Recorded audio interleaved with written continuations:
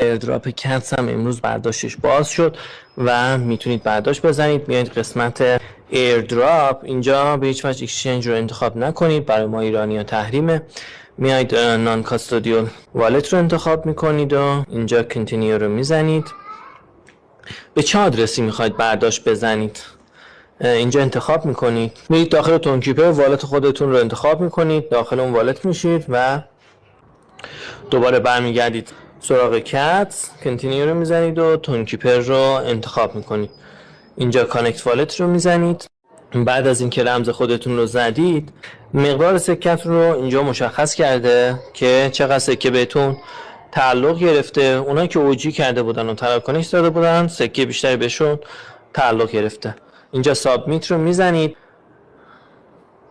میاد داخل والت و حدود $1 هم هزینه داره. بعد از اینکه تاییدش کردید دوباره رمز خودتون رو میزنید. کار انتقال توکن رو میخواد انجام بده. خب اینجا نوشته توکن ها به زودی به آدرسی که انتخاب کردید واریز خواهد شد.